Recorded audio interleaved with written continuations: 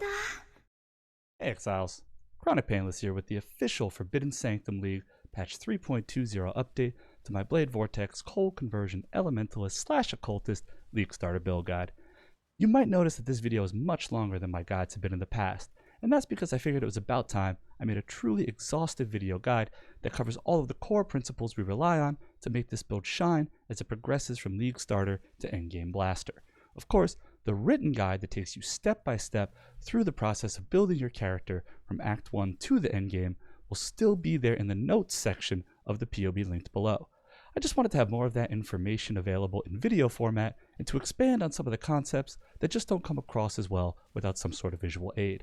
But before I get into the mechanical explanations, I want to break down what this build is supposed to do, so you can decide if it sounds like it might be the right build for you to experience Blade Vortex or to crush content in the Forbidden Sanctum League.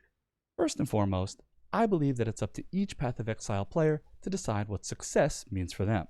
As for me, I play Softcore Trade League, and I feel like I've had a good league if I can make a single character that I enjoy playing until it gets strong enough to clear and then eventually trivialize all the content currently available. So that's what this build is meant to do. Be a jack-of-all-trades league starter that can map, boss, and everything in between, feel good doing it, and then still scale to the moon with proper investment. Because of that, it's not going to be the best at any one thing in particular. There will be some zoomier mappers, some higher DPS bossers, some tankier delvers, but my Path of Exile way of the ninja is to have one build that feels super strong from league start to league end against all the content in the game, with at most a few regret orbs and a gear swap here or there. It's not designed for hardcore, and though I've tested it in SSF deep into red maps, I can't personally vouch for it as an endgame content crusher in that game mode. What I can certainly vouch for is that versions of this build have been tested over multiple patches by myself and hundreds of other Exiles on the Discord server, and through all the nerfs and buffs, it has always been an absolute blaster. So if that sounds good to you, then let's get into it. The first thing we need to go over is the skill duration to seal generation ratio. In truth, it's the essence of what separates my build from the BVs of days gone by. I didn't pioneer cold conversion, stacking a bunch of auras and heralds, using Vortex with Bone Chill, or anything like that. And I'm certainly not the first Exile to recognize the importance of skill duration for Blade Vortex, but I had never seen a guide where it was broken down mathematically to highlight the relevant breakpoint. And trust me, once you understand the very basic math behind it, you'll see why we definitely don't want to be on the wrong side of that break. So what is the skill duration to seal generation ratio? Well, it's the ratio of the skill duration of your Blade Vortex to the amount of time that it takes you to generate 4 Unleash seals. Why 4 Unleash seals? Because 4 seals is the magic number for BV efficiency. BV allows a maximum of 10 blades and scales exponentially with the number of blades you have out. So while trying to create more than 10 blades is a waste of investment, running around with anything less than 10 blades means sacrificing huge chunks of damage. Therefore, our goal should be hitting exactly that maximum while casting as infrequently as possible. We know that each cast of Blade Vortex creates 1 blade, plus an additional blade for each seal stored by our Unleash support. By default, Unleash can store a maximum of just 3 seals, and though there are ways to increase this maximum, there aren't enough of them to get us to the 9 maximum seals that we need for a single cast of Blade Vortex to produce our target of 10 blades. Instead, we have to go down to the next most efficient multiple of 10 that we can take advantage of, which would be 2 casts of 5 blades each. Wanting 5 blades per cast for that efficient multiple is how we arrive at 4 maximum seals as the optimal number for Unleash support. And once we've calculated that, we can also determine the amount of skill duration that we'll need in order to ensure that those sets of 5 blades overlap each other, such that we always have 10 blades active at any given time. Now bear with me, because we're about to do some arithmetic. If we generate 1 seal every 0.7 seconds, then it takes us 2.8 seconds to generate 4 seals. And we know we need to do so twice in order to create 10 blades. Therefore, we'll need each set of blades to endure for at least 5.6 seconds in order to perpetually overlap while giving us enough time to regenerate our seals. It plays out like so. We cast once with 4 seals to create 5 blades, and then in 2.8 seconds, we go up to 10 blades with another 4 seal cast. And then in another 2.8 seconds, the first set of 5 blades would expire, but also be replaced by a fresh set of 5 on another 4 seal cast, bringing us back up to 10. From that point, the cycle simply repeats. Of course, this would be the absolute minimum amount of duration needed to create overlap with frame-perfect casting and no cast time, neither of which are reasonable assumptions. So I recommend taking that number and then adding at least 1 second to it. This means the final formula looks like this. Take your maximum seal generation time at 4 maximum seals, double it, and then add 1. That's the least amount of skill duration you'll want for your BV to feel comfy cruising with 10 blades on 100% uptime. Naturally, if you're new to the build or BV in general, I recommend getting as much of a cushion as you reasonably can until you get more into the rhythm of it. There's literally nothing more important than sustaining 10 blades when it comes to making this build feel strong. The next foundational principle of the build that I want to talk about is the Elementalist to Occultist evolution. This eventual ascendancy swap is what enables this build to be the comfortable league starter and highly scalable league finisher that it is. We start off as an Elementalist because that version of the build can function on essentially 0 currency. The only thing close to a necessary unique is a pair of 1 to 5C gloves, and the rest of the build's power comes entirely from the passive tree and skill gems. It feels strong from the moment we start using BV in Act 6 to the moment we change ascendancies later on in the league. I often have a hard time letting go of the Elementalist, since it just works so comfortably, even though I know the Occultist will blast harder and scale better.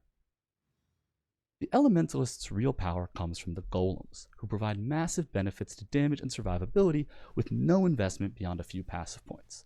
You don't need any minion items or even unique jewels to make them pop. Plus, they taunt and tank for you, which is a quality of life boost that's impossible to quantify and has to be experienced to be truly appreciated.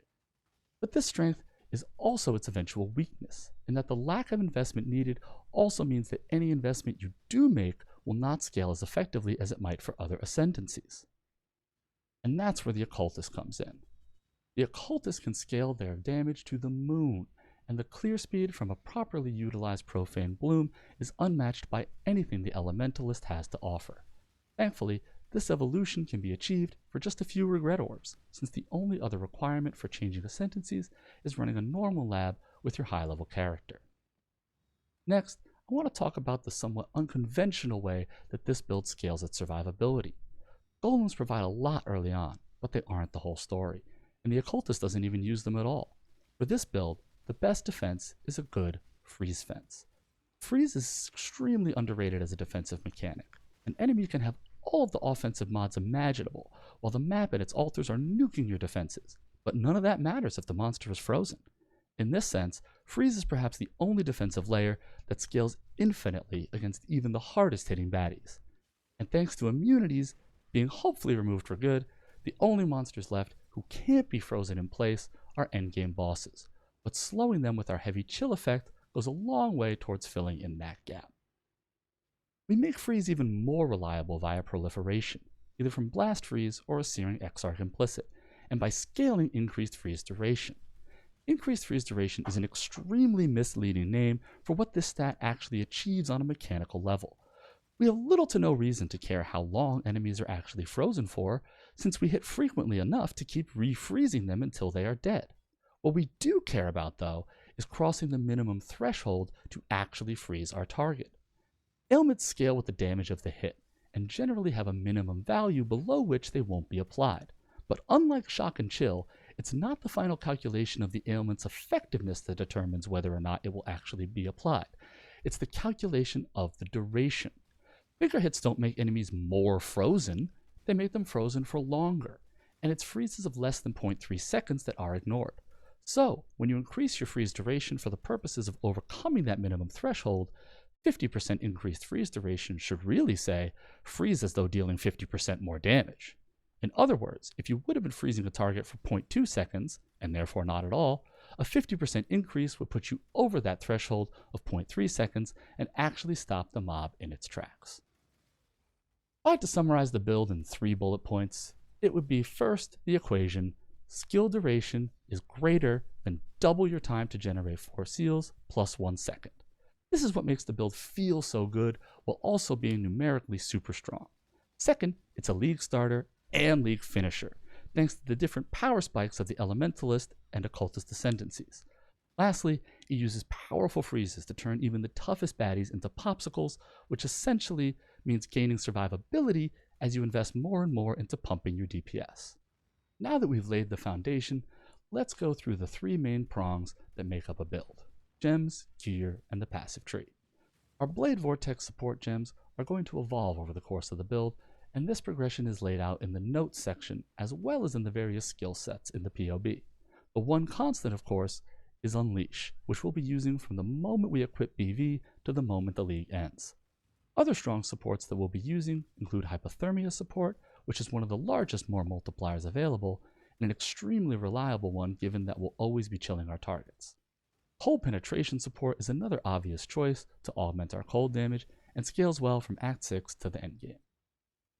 Increased critical damage is probably the biggest source of damage you can get from a single gem once you spec into consistent critical strikes. And increased critical strike support is an excellent way to do that until you can get other sources of crit chance. This gem is extremely strong early, but is one of the first that we'll want to replace, since there are a vast number of ways to get critical strike chance, and we only have so many gem links to play around with. Inspiration support provides another huge more multiplier, but only if you have maximum charges, and so we'll want to wait until we can use a high level gem and have a longer window before the charges reset. Unlike our blades, stacks of these charges refresh completely anytime you gain even one, so it works perfectly with our periodic casting.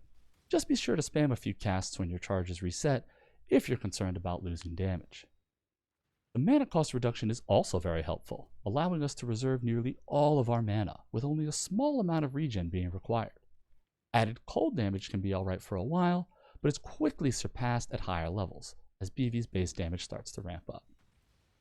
The Occultist will of course use Power Charge on critical support, both as a way of gaining power charges and as another more multiplier.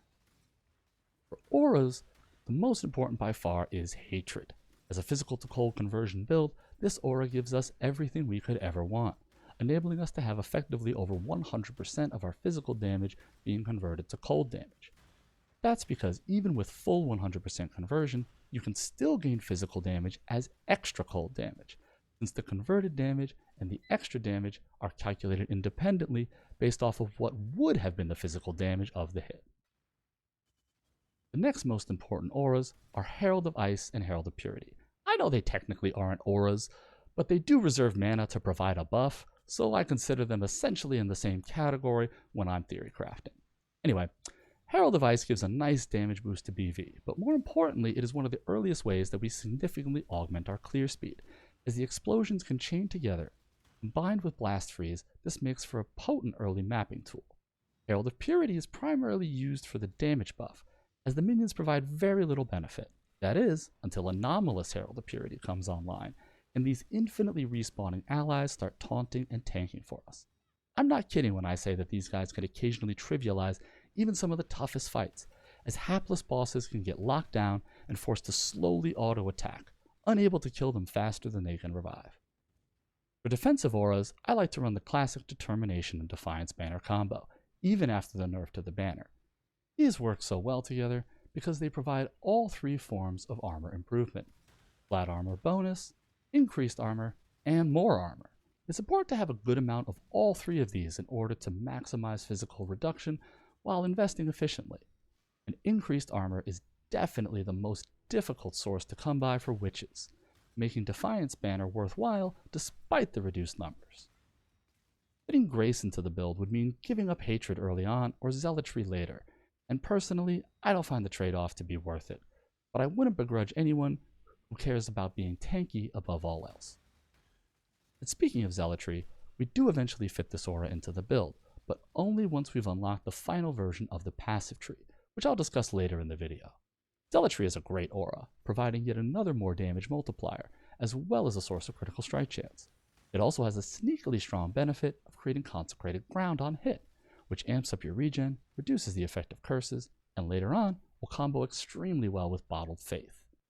Moving on to our non-reservation based buffing and debuffing skills, we of course have the golems for the Elementalist.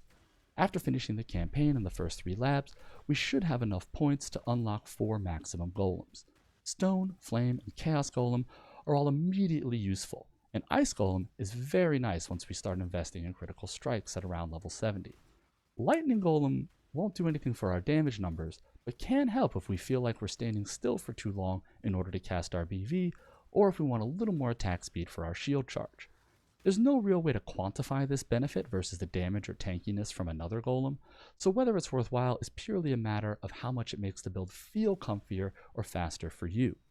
Remember, although we can summon more than one of the same kind of golem, we can only get the buff from one of each type, so it's always worth it to spread the love. And while the golems are mostly used for their buffs, the meat shield they provide can't be ignored, and they can also be a very reliable and easy source of culling strike. Simply attach a culling strike support to any 3 of your golems in a 4-link setup, and you'll almost always cull bosses as soon as they are below the threshold. Next up, we have Vortex, which we use primarily as a conduit for Bone Chill support. With Bone Chill attached to it, Vortex causes any creature inside of its AoE to take increased cold damage. Best part is, this applies to all cold damage the target takes, from any source, and is based on the maximum chill effect currently applied to it, also from any source. So not only do we never have to worry about whether our Vortex or our Blade Vortex is providing more chill, but it effectively acts as an additional link to our BV, boosting our damage by up to 30%. Plus, since Vortex is an instant cast with a cooldown, we can safely put it to cast on left click as we run around, making it the perfect place for Arcane Surge support as well. I like to level my Arcane Surge to trigger on every other casting of Vortex, so pay attention to your mana costs and be sure not to overlevel it. Leaving Vortex at level 1 is also an option if you're struggling to maintain mana, since all we care about is creating the AoE for the sake of Bone Chill. The only real reason to level up your Vortex is to increase the mana cost so we can use a higher level Arcane Surge. We also could add Unbound Ailment support to the setup to help ensure maximum bone chilling, but more often than not it's overkill. And this support would be the first gem I would remove if I needed to free up a gem slot. Frost Bomb is useful for applying cold exposure, but there are other ways to do so as well, and saving the hot key or gem slot is usually worthwhile if possible. The Heraldry Cluster Notable is solid early to mid-league. Then eventually, Awakened Cold Penetration support will give a chance to apply exposure on hit when it reaches level 5. Whatever the case, we definitely want to be applying exposure somehow, so Frost Bomb is always there as a contingency plan until you can afford a more automated alternative. Moving on to curses. This build actually wasn't all that affected by the overhaul to hexes in patch 3.20. Early on, we'll still self-cast Frostbite, and we'll still probably want to move to a curse on hit ring as soon as possible, even with the numbers being changed. We'll see a little less effectiveness on normal monsters, but much more effectiveness on bosses. We definitely have more than enough damage to spare in maps, so it should make the build feel better overall. We also didn't trifle very much with augmenting curse effect, as cursing enemies was mostly beneficial for the sake of triggering Profane Bloom, which actually got a buff up to 50% explosion chance. Losing the hexproof override is basically a non-factor, as some monsters were already immune to curses rather than hexproof. Anyway, I'm most concerned about the effect that these changes to curse on hit rings could have on the Elementalist's ability to chain Herald of Ice explosions in the early part of the league, but it's something I'll have to feel out in order to determine if any adjustments are advisable. As for a defensive setup, Molten Shell is an amazing tool once we have some armor via Determination and Defiance Banner. Putting it on a cast when damage taken setup or not is a matter of preference, but no matter what, we'll want to have the Veil version of the gem on a self-cast for emergency. Steel Skin is a fine option until we get armor, but I usually find it unnecessary, as our damage should be completely overwhelming enemies during early mapping. Lastly, we come to movement skills. Movement is all about comfort, and there's no wrong way to do it if you're having a good time. Personally, I'm a recent convert to Camp Shield Charge. Despite finding it clunky and awkward at first, with just a little practice, I was able to dramatically improve my clear speed. But don't sweat it if you can't get it to work. It's not going to ruin the build. Linking faster attack support and getting the gems to maximum quality makes a huge difference as well, and this is also where Lightning Golem can feel impactful.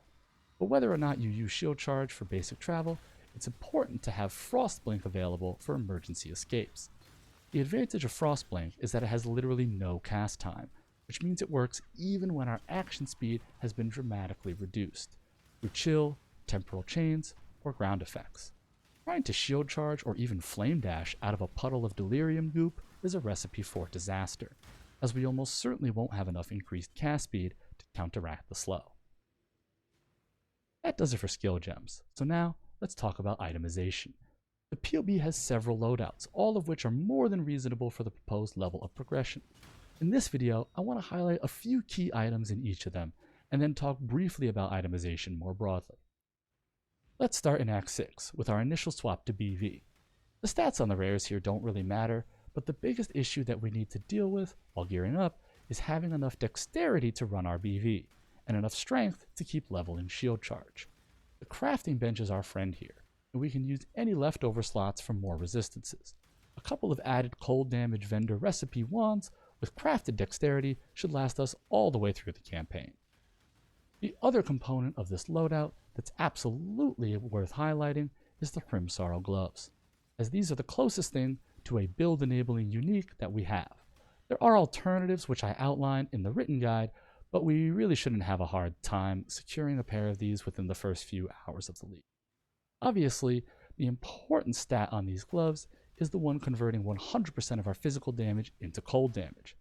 Damage conversion is an extremely powerful mechanic, as it allows us to benefit from global increases to both physical damage and elemental damage, while still getting to make use of all of the powerful elemental target-based damage manipulations, like bone chill, exposure, and other resistance penalties. And on top of everything, doing cold damage allows us to chill and freeze our enemies, which is an extremely important aspect of making this build feel powerful. Moving on to early mapping, this loadout is supposed to be partially what we'd expect to have at the end of the campaign, plus a few of the initial cheap upgrades we'll be targeting. The first piece of gear that we'll want to upgrade is our weapon. Weapons provide by far the best cost-benefit ratio in the early part of the league, especially with how potent plus to gem levels is for our build. Jewels can also start to be a nice source of extra attributes or resistances at this point. The last thing worth highlighting here is the Silver Flask, which I recommend using as soon as we get it from the Crest Reward in Act 10. While Frost Blink and Frost Bomb are good sources of onslaught during the campaign, they quickly fall off in their ability to kill enemies without more links. Onslaught is too important to give up as an early source of movement speed, and the attack speed also substantially improves the feel of our shield charge. The next setup in the POB is Late Mapping, which is supposed to represent spending 5 to 10 Chaos Orbs per gear slot with a couple of slightly more expensive items, but still nothing even close to a Divine Orb. The big things to talk about here are the Curse on Hit Ring and the Cluster Jewels. Combined, these items are what catapult the build into early blasting. Applying Frostbite on hit is obviously great for our Blade Vortex, but it also makes our Herald of Ice explosions that much more potent. And with Blast Freeze to ensure that everything is exploding, mapping becomes much cleaner and easier. It's also worth mentioning the Brittle Ground Boots, which are the biggest factor in improving our single target damage early on in the league. I've talked about Brittle Ground more than enough in several of my past videos, but that's just how good it is for the build. It's absolutely the first Eldritch Implicit that I target with my first few Embers, since even the lesser version of it is more than enough for our purposes. The Tanking Up setup is the first one with any serious currency investment, and is supposed to represent having a few items worth about a Divine Orb each, plus several 10 to 50 C pieces. Things start to get expensive as this loadout relies on a substantial amount of increased mana reservation efficiency, compared to the earlier loadouts. We need the Eldritch Implicit on the helm, a small cluster jewel, Charisma Anoint, and possibly even a regular jewel as well. The other important thing to highlight here is the need for hybrid armor and evasion items, so that we can roll spell suppression while still getting some sorely needed base armor. For most gear slots, spell suppression items are extremely hard to craft into anything more than uninfluenced rares with a little bit of life and resistance. Thankfully, Eldritch Implicits can turn these items into endgame viable gear, and we still have plenty of other gear slots to invest in for the sake of pumping up our damage. I've put my list of the best Eldritch Implicits to target in the notes section of the POB. We can reliably get to 100% spell suppression without needing to get perfectly rolled gear, thanks to the crafted shield mod that can be added even to a base that couldn't have rolled suppression on it naturally. It's also possible to simply forego spell suppression, as I discussed in this video from last league. And for veteran players, this is a very attractive option, but I definitely recommend sticking with spell suppression if you're newer to PoE, as it will enable you to tank a lot of things that you'd need to learn to dodge without it. Finally, we come to the big moment, the swap to Occultist. And funnily enough, pretty much all of the new items we are going to want will be slotted into the passive tree. First and foremost, the Militant Faith Timeless Jewel, with High Templar Dominus Devotion. This jewel unlocks the keystone Inner Conviction, which makes our power charges that much more potent and frees us from the burden of needing to generate frenzy charges to maximize our damage. I've discussed why this is important at length in previous videos, so I'll leave it at that for now.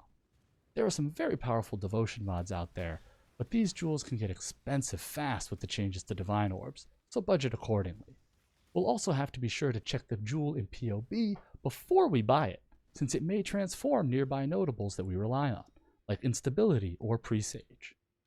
We'll also need some new cluster jewels, namely ones with Vast Power and Towering Threat. Vast Power provides a huge AoE increase thanks to all of our power charges, and Towering Threat is a highly efficient notable for the life it provides, as getting more cluster jewels often means sacrificing life nodes elsewhere on the tree. We can use up to 2 of these in our final loadout. The last piece of the puzzle for the Occultist is finding a source of lifesteal.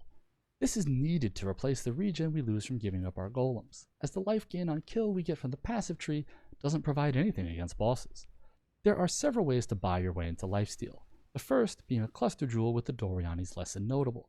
These are rarer than they used to be after the harvest changes in 3.19 and get expensive fast, but there are also several amulet mods, including Corrupt Implicits, and Anomalous Blade Vortex is a solid option as well. That covers gearing up all the way through the swap to Occultist. The rest of the build from this point is mostly about manipulating the passive tree, which I'll talk about shortly, but there is always room to improve on your items if you're willing to invest, and BV pays big dividends in terms of DPS. High-end mods to target would be more skill gem levels, maximum power charges, aura effect, and of course, good old critical strike multiply. Now, let's get into the passive tree. Obviously, we could spend hours going through the complexity of PoE's passive tree and the various routes we could have taken. I'll try to keep it as brief as I can and highlight the crucial nodes that are essential to enable each phase of the build. Getting through the early acts is mostly about Elemental Overload and the +1 Chain Lightning Mastery, which turns Orb of Storms into an absolute beast. The swap to BV relies mostly on the Duration nodes and the Herald Mana Reservation Efficiency node. The former make it possible to sustain a solid amount of blades even with a very low level Unleash support, and the latter is why we can use Hatred plus both Herald of Ice and Herald of Purity. We put our first Ascendancy points into Shaper of Storms, giving us a nice damage boost that scales very well as we casually pick up Ailment Effect while grabbing damage nodes. In early mapping we lean on our golems, which means putting both of our next Ascendancies towards that path. We also get a huge quality of life boost from the addition of the 4th maximum seal on our Unleash via Caster Mastery. Remember, getting this 4th seal too early won't do anything for you, since a low level support has too slow of seal generation to make a 4th seal worth waiting for. Late mapping means swapping off of Elemental Overload and investing in critical strikes. This is largely enabled by the Whisper of Doom notable, which lets us add Assassin's Mark. The single target curse massively increases our chances of dealing a critical strike, and later on, the alternate quality version provides an impactful increased damage taken debuff. No other mark comes close for our purposes, even if we can reach maximum critical strike chance without it. The extra crit strike multi alone would make it worthwhile. For our final Ascendancy, Bastion of Elements is a great choice, but dropping Shaper of Storms and getting Mastermind of Discord and Heart of Destruction is strong as well. It really comes down to whether or not you have a Heraldry cluster jewel and how much ailment effect you have. Without Heraldry, Mastermind of Discord is lackluster, and with enough ailment effect, Shaper of Storms can outshine it, even with Heraldry active. In order to tank up, we'll need to grab the Spell Suppression cluster with the Instinct notable, and add a small cluster jewel with Mana Reservation Efficiency. This is also the point where we can start investing in Freeze Duration and other ailment effect nodes. And once we have level 5 Awakened Unleash support, we'll automatically get the 4th seal we need and can drop Caster Mastery for good. For the Occultist swap, the main focus is getting the maximum power charge nodes, Overcharge, Instability, and Infused. Power charges are the engine that drives the Occultist, and these nodes are absolutely necessary to make the swap worthwhile, which is why I recommend waiting until level 95 to make the change. Of course, we'll also need to get the new keystone unlocked by our Timeless Jewel. As for the Ascendancy itself, Profane Bloom is by far the most important node, catapulting our clear speed into the S tier, so long as we have Curse on hit. Forbidden Power is a close second, as it is what justifies our investment in power charges on the rest of the tree. Void Beacon comes next priority-wise, but mostly because it has to be taken in order to get to Frigid Wake, which is a no-brainer for this build, especially with the changes to Malediction. Overall, Malediction got a massive nerf in patch 3.20, since the addition of the Hexproof Override is barely going to be noticeable, but losing the curse effect of the Malediction debuff is definitely going to hurt. So even though Frigid Wake versus Malediction was something of a toss-up last league, the latest patch has more than settled the debate. In the final versions of the passive tree, we use Impossible Escape to get the duration and spell suppression we need without sacrificing too many travel points, thus allowing us to get a second large cluster jewel. Physical clusters are a great choice here, with Battle Hardened, Force Multiplier, and Iron Breaker all being very powerful notables for the build. We are also able to get into the Sovereignty cluster, which along with another small cluster jewel, gives us enough mana reservation for a third 50% reservation aura on top of our Heralds and Banner. I like getting Zealotry, with the occasional swap to Purity of Elements. Having this option can be very helpful against certain encounters, such as Simulacrum Raves with Brittle or Scorch. Well, that's more or less the build. I love it, and I think you probably will too if you give it a shot. If you are curious, check me out on Twitch or join the Discord for even more BV discussion. I'll be streaming my whole league start until all the content has been crushed, so stop by and say hey. And as always, stay painless.